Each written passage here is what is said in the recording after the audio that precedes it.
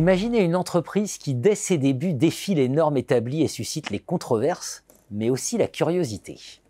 Une organisation qui, en opérant aux marges de la légalité, dans les zones grises, parvient à se faire un nom et à transformer des obstacles institutionnels en opportunités de croissance.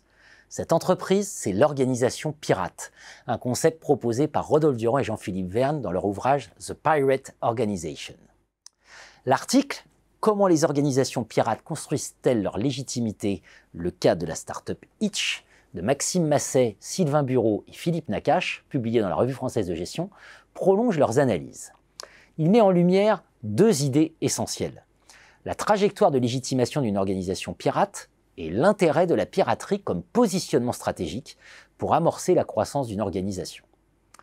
Ces concepts, illustrés par le cas de la plateforme Itch, sont d'une pertinence particulière pour ceux qui cherchent à innover sur des marchés établis. Masset, Bureau et Nakache mettent en évidence une trajectoire de légitimation structurée en trois phases. 1. Pragmatisme clandestin. 2. Activisme subversif. 3. Radicalisme tempéré. Dans la première phase, Itch a ainsi opté pour une stratégie discrète, opérant aux marges de la légalité et en évitant la visibilité médiatique et la surveillance étatique. En se concentrant sur des partenariats locaux, en s'appuyant sur le bouche à oreille, la plateforme Itch a réussi à bâtir une base solide d'utilisateurs, principalement des jeunes qui recherchaient des solutions de transport nocturnes abordables. Cette approche a permis à Itch de répondre aux besoins immédiats de sa communauté, renforçant ainsi sa légitimité par un pragmatisme dit clandestin. La deuxième phase, caractérisée par l'activisme subversif, s'est déroulée sous une pression institutionnelle accrue. Itch a refusé de se soumettre aux interdictions et a affronté directement l'État et les acteurs établis, notamment les taxis. Cette confrontation a généré une couverture médiatique importante, bien que souvent négative. Itch a alors utilisé des campagnes publicitaires créatives et mobilisé sa communauté en ligne pour défendre son modèle économique.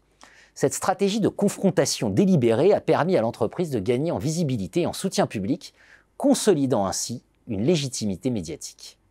Enfin, troisième phase, le radicalisme tempéré a vu Itch ajuster son modèle pour se conformer aux régulations tout en continuant à militer pour des changements législatifs. Après sa condamnation en 2017 par la justice, Itch a relancé ses activités avec des chauffeurs professionnels et a finalement abandonné son service de covoiturage entre particuliers. En adoptant une stratégie plus tempérée, combinant respect de la loi et lobbying pour faire évoluer le cadre réglementaire, Itch a obtenu une légitimité réglementaire tout en maintenant ses autres formes de légitimité. Cette approche a permis à Itch de devenir la première plateforme de VTC à obtenir le statut de société à mission. Cette trajectoire de légitimation n'est évidemment pas spécifique au cas Itch. On pourrait citer nombre d'exemples d'organisations pirates qui se développent initialement au nom de causes publiques plus grandes qu'elles-mêmes et sont soutenues à ce titre par des communautés engagées. Que l'on pense au développement des radios libres avec l'emblématique succès de Skyrock, qui a même résisté à une tentative de prise de contrôle par mobilisation des artistes et de ses auditeurs.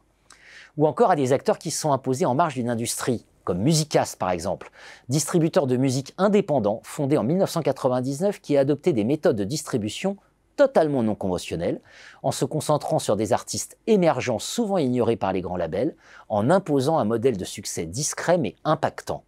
Alors que les normes établies dans le secteur étaient qu'un artiste ne percevait généralement que quelques pourcentages des revenus qu'il générait, Musicast a permis le développement de logiques d'autoproduction avec des reversements de royalties de plus de 60% aux artistes. En conclusion, ce que démontre ce papier de la Revue française de gestion, c'est que la piraterie peut être une stratégie efficace pour amorcer la croissance d'une organisation. En opérant dans un flou juridique, en exploitant un déficit de légitimité réglementaire, une organisation pirate peut rapidement se développer et attirer l'attention. Le bouche à oreille, l'économie du partage jouent un rôle déterminant dans une phase initiale, comme c'est le cas pour Itch, permettant une croissance rapide avant de se confronter aux régulations établies. Ainsi, les défis réglementaires peuvent être transformés en opportunités stratégiques pour l'innovation et l'expansion. Pour conclure à nouveau, pour les décideurs d'entreprise, cette étude offre un cadre théorique extrêmement précieux pour comprendre comment les organisations pirates peuvent évoluer entre pragmatisme, subversion et modération pour construire leur légitimité et croître. Itch, Skyrock, Musicast, on pourrait multiplier les exemples, illustrent parfaitement comment une entreprise peut transformer des obstacles institutionnels en levier de croissance stratégique.